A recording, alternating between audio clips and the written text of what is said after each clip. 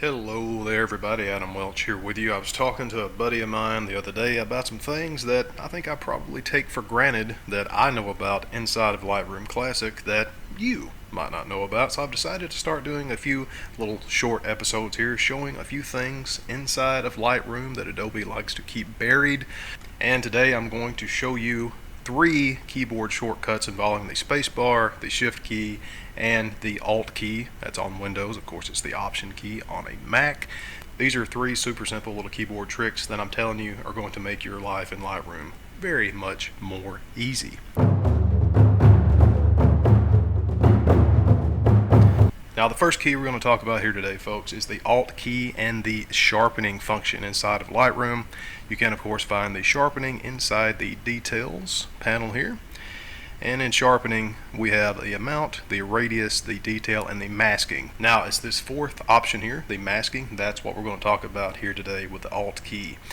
Now, all masking does inside of Lightroom is just control how the program will apply the sharpening to which parts of the image and to what degree.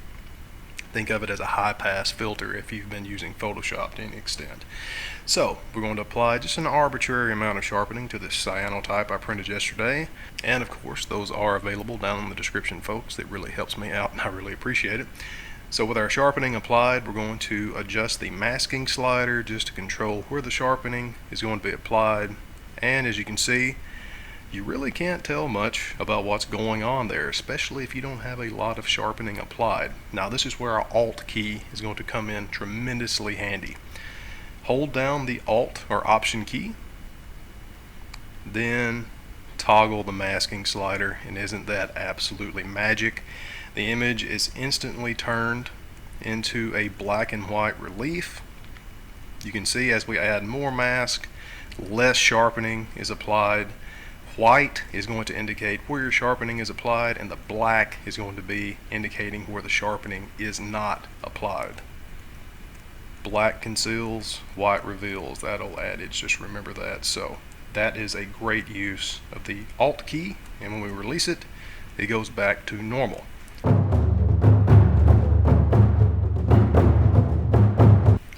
The next key we're going to talk about is going to be the Shift key, and if I'm not mistaken, the Shift key is the Shift key no matter if you're on a Windows system or a Mac system. And we're going to use the Shift key with our local adjustments. That's right up here. Now, I want to add, recently Lightroom Classic updated its entire local adjustment system. This will work with the latest version of Lightroom all the way back to, I think, the earliest build of Lightroom way back in the day. So don't worry, this should work no matter what your build of Lightroom happens to be. This function is going to involve our linear and radial gradient. You can use it on either one. I'm going to show you both. So I'm going to apply a linear gradient. We have our new mask. Go back over here to our image, and let's say I want to make a completely straight or level gradient mask. Of course, we can just pull down, but you see how that gets very bent out of shape, literally, quite easy. All you're going to do to fix this and draw a perfectly level mask every time is, as you are pulling down with your mouse, just hold down the Shift key, and that will lock the gradient perfectly level. You can't move it, turn it, do anything, as you can see here. And this is going to work no matter what direction you happen to be pulling your gradient from. It could be from the top to bottom, bottom to top, or left to right. Just hold down the Shift key, and that is going to keep it perfectly level. Very cool. And as I said, this works with the linear gradient and the radial. Holding the Shift key down while you're pulling out your radial mask is just going to keep that mask as a perfect circle, should you always want it to be a perfect circle. It's just that easy.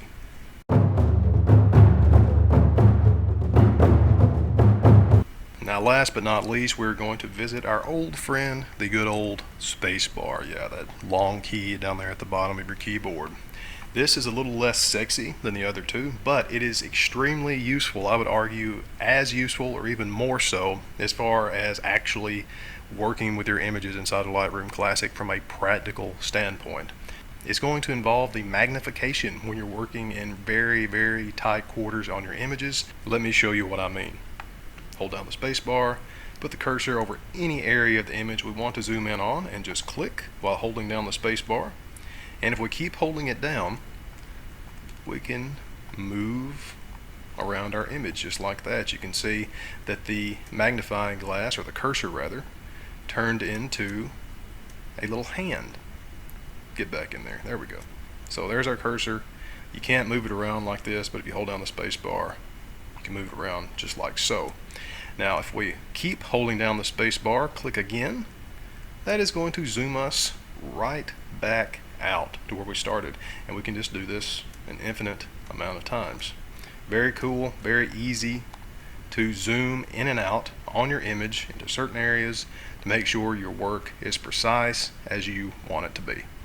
Now there you have it, folks. 3 super simple, super quick keyboard shortcuts involving the Shift, the Alt or Option, and Space bar key inside of Lightroom Classic.